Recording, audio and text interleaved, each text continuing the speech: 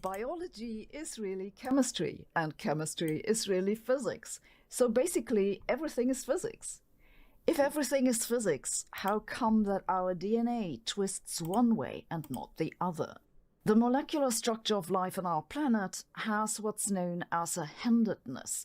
It's that many organic molecules have an orientation. But just how come that this handedness came out this way and not that way? It might sound like that's a question we might never be able to answer, but in the past couple of months, scientists have actually made some progress.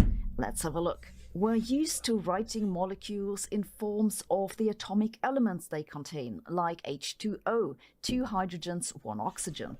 But all molecules are three-dimensional arrangements, and the interactions between the atoms give rise to specific angles between them. In the end, which angles the molecule has is, of course, all a question of quantum physics. The thing is now that for many molecules, there isn't just one energetically ideal three-dimensional arrangement, there are two. These two shapes are identical except for their handedness.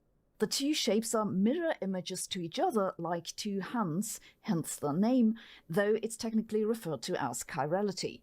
It means that you can't match them onto each other by any rotation in space. You'd have to do a reflection on an imaginary mirror.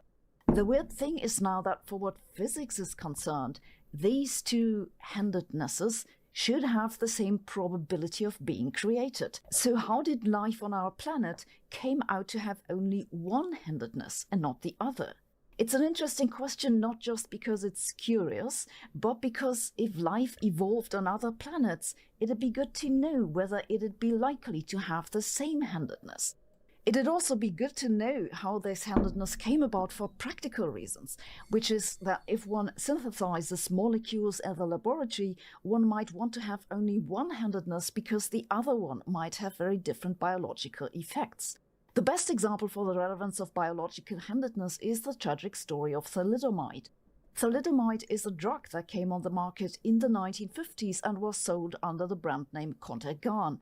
It was recommended to pregnant women against morning sickness. An estimated 10 to 20,000 babies were later born with birth defects caused by the drug.